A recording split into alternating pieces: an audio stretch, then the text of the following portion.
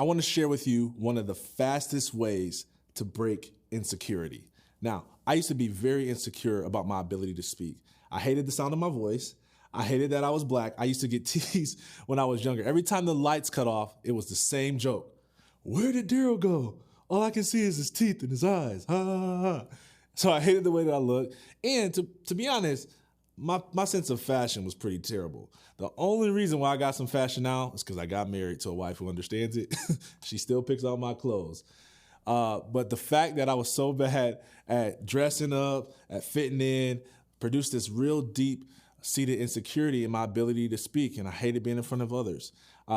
If you ever heard of icebreakers, where you go around the room and everyone says their name and their favorite, animal or whatever, just to break the ice and start conversations, I used to be so afraid to speak that I would leave the room and fake go to the bathroom just so they could skip me and I wouldn't have to talk in front of people.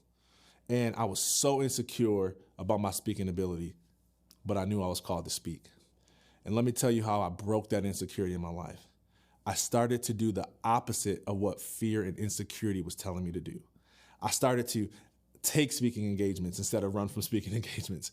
I started to raise my voice, even though I wanted to mumble so people couldn't hear me. I started to take more opportunities, reach out, let people know that I'm willing to share my story. And the more that I did it, the better I got at it. And the better I got at it, the less insecure that I felt about it. Nobody likes to do stuff they suck at, and I sucked at speaking, but I knew I was called at doing it. So you want to know one of the quickest ways to break insecurity? It's to be effective at what you're called and created to do. And I tell you when everything changed for me. I remember going to a conference and speaking, and at the end of it, there was a line of people that were coming up to me saying, "Oh, thank you so much. You did a great job," and all this stuff. And towards the back of the line, there was this young girl. She probably was very early teens, maybe 13. And she came up to me, and she had this wristband on. And she pulled up the wristband, and you could see the cuts on her wrist.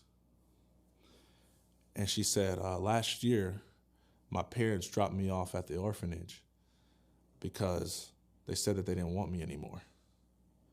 And I couldn't understand what I had done so bad that they didn't want to be a part of my life anymore.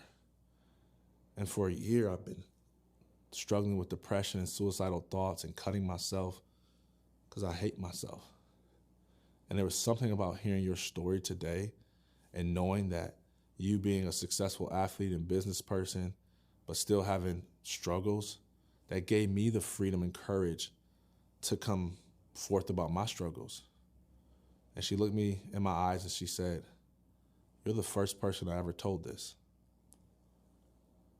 Can I tell you, I knew that I had to share my story.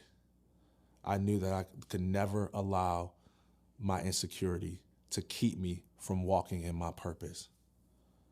So whether it's speaking, whether it's writing, whether it's producing, whether it's administrating, maybe you're a little timid because you're not the best at what you're created to do yet, but can I tell you, remember that little girl, because there's always people on the other side of your purpose.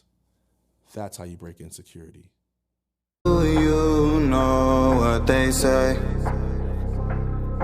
That we can't make it this way.